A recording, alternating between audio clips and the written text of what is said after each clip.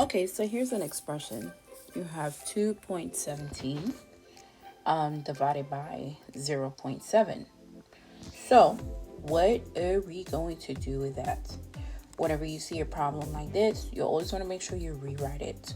So, we're going to rewrite it as long division. Now, remember what if you are dividing by decimals, you always want to turn it into a whole number. So I'm going to move my decimal point one place over to the right. So my 7 or my 0.7 is going to become 7 wholes. And my 2.17 is now going to become 21 and 7 tenths, or 21.7. Now you want to rewrite that after you're done moving your decimal point. So I like to put DMSB, or division, multiplication, subtraction, and you're either bringing it down or you're bringing it back. And we'll talk about what it is that we're going to bring down and what we're going to bring back. So I like to write my facts based on what my divisor is. Because my divisor is 7, I know I'm going to write my facts or my multiples of 7. And I like to write it out because while I'm dividing, I don't want to keep going back and forth, try to figure out how many times can 7 go into these numbers. No, I want to have it there. And if I have to add on to it, I'll go ahead and I'll do that. I'll add on to it. So, how many times can 7 go into 2? 0 times.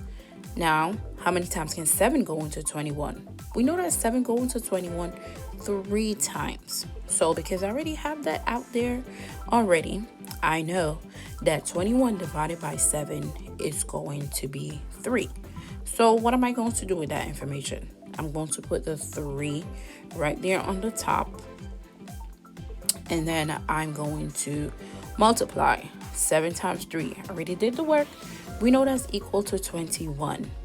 So again, 7 times 3, that's equal to 21, and that's my multiplication. So I'm going to put that 21 at the bottom. After I'm done with that, I know that I'm going to subtract, which is why I have these on the side so I can pay attention to what it is that I'm doing and I'm keeping track of it. 21 minus 21, that's equal to 0. But again, just because you have that 0 in your answer don't mean you're done. You have to keep on following the next steps. Now, before I bring it down, as you can see, that decimal point is there. You want to bring that decimal point up into your answer and then bring the next digit that follows after it down. So, bring that 7 down. You're going to do it all over again. We're going to divide 7 divided by 7 because we brought that 7 down. And as you can see, I already did the work at the side. 7 times 7 is equal to 1. So 7 divided by 7 is equal to 1. I put that 1 on the top. And then I'm going to multiply. All right. So 7 times 1, we know that's equal to 7 because we already did all this beautiful work. Come on.